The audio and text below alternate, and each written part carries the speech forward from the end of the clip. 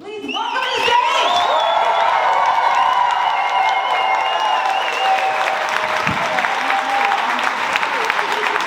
Thanks, mate. Need to get her pissy trousers out of my brain now, but yeah, I'm going to start by saying fuck Netflix. 27 years I've been alive, not once have I been compared to a serial killer. There is a 10-part documentary. You think we got some fashionable glasses, and we got the strangers in pubs coming up to you saying you've got a bit of a Jeffrey Dahmer vibe about you. Not fair at all. For the record, I think the only thing potentially getting butchered in this room tonight is the egos of 15 attention seekers as we try and raise some money for charity.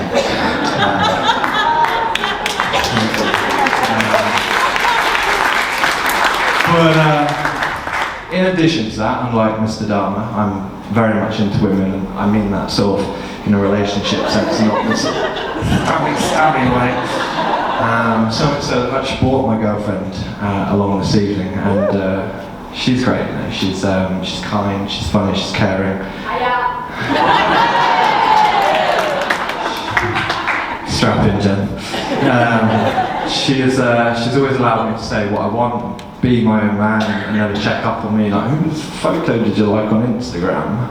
But you know, she's great, a bit of a keeper, as you say. Can I just check, did I get that all in the right order, Jen?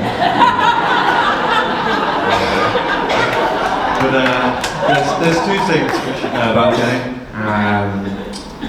She's got a dream job as a nurse in the NHS. It's not Thursday in the pandemic, people, come on.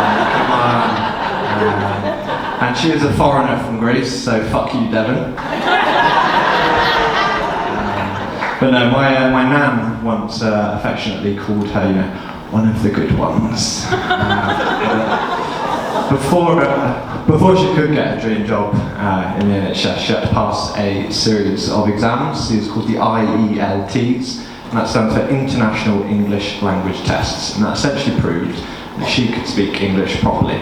And by properly, I don't mean regional English, as you lot might say your sends, because it's snicket, or ginnel, or gentle. I realise I might have lost a few of you at that point, but no, she's great. And coming up to these exams, she was stressed out, she was worried, she wasn't sleeping properly, so I did what any loving boyfriend would do in this situation without a plan, and I just chucked some money at the issue.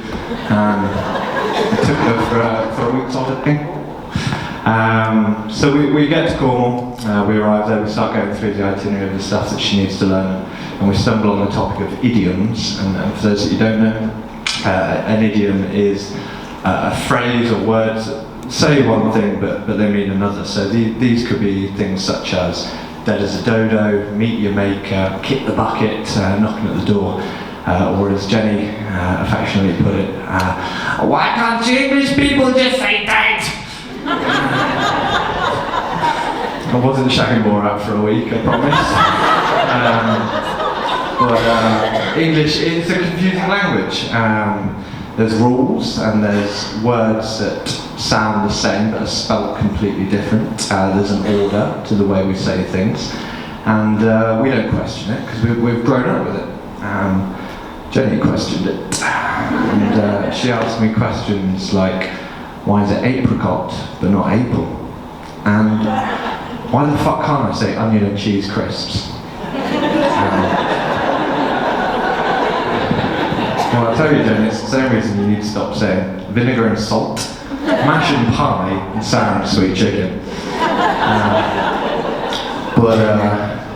Yeah, the week went on, and she did come out with some, you know, really sweet things for when she couldn't quite get the English out there.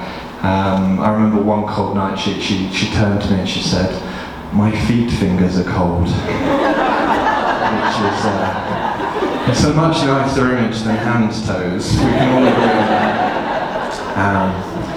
But Sheffield, I'm going to leave you with my favourite memory of that trip, and just remember, Jen, before potentially 100 people laugh at something silly you said. I love you. It's my favourite memory.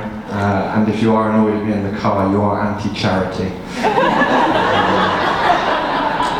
So it's our final night of the holiday. We're sat on this gorgeous deserted beach, and that's deserted as in empty, and not like pudding, and sandy like a desert, but not as in deserted.